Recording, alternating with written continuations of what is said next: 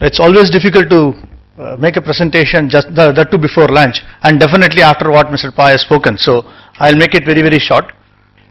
We spoke about the problem, and there are a few initiatives that we have taken, and there are a few experiments that we have done we wanted to share with you. Some of them are really working pretty well.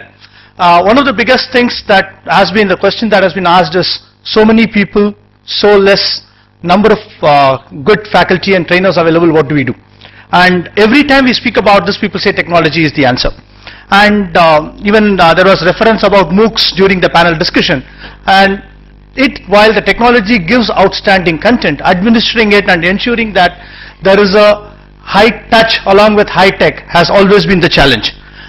So what I wanted to share with you is about the Talent Sprint online and high tech, high touch platform that we have built, which looks to solve this problem in a big way. As such, this platform is a cloud-based platform which provides ability to train students who are either in the classroom or in the college classrooms or on their mobile, as you saw just now, or wherever they are, and has a huge repository of large amount of video content. It covers the domain skills which we spoke about, soft skills, and more importantly the aptitude skills and the problem solving skills. A combination of classrooms, video lessons, practice tests, and more importantly forums, which we will speak about a little bit later, anytime and anywhere. So at Talent Sprint, at this point of time, we have 600 to 700 video lessons that are available on various topics, be it technology, be it aptitude skills or communication skills. And the more interesting part is, while these are available in various places, these are very well structured and delivered with the support of live sessions and classroom sessions, so that there is a high touch which is continued to be maintained in the current student community, so that the problem of initiative and not being able to get to the final closure of the courses that people were talking about doesn't happen.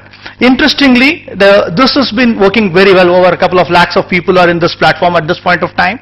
And few interesting things I wanted to share. The interaction, my faculty, senior faculties who are taking the live session say that there is a 20 to 30 times more interaction in these live sessions than what happens in a class of a similar size. And the other important thing is peer learning, asking questions. One of the important things that was also discussed during various speeches in the panel. The forum, if somebody has a doubt, he can go and post a question in the forum, and typically 6 to 8 people respond to each question. Which means there are people, the students are willing to learn. Except that I think they need the different touch points than what we were all used to, and enabling that along with what has been continuously administered over decades, which is proven, will definitely, in my view, based on what we have experienced so far, has given a far better impact and learnability. In addition to that, the most important other thing that we talk about is assessment and how do we give constructive feedback for continuous learning. And that again has been automated right from coding to be automated to typical aptitude test and other stuff are being automated. So the feedback comes to the student on his own. And typically sometimes this becomes like a game which people are used to playing in their mobile. And to that extent, the interest levels is far, far higher. So the social learning, Facebook, now with the launch of mobile, we are planning to take it to the next level.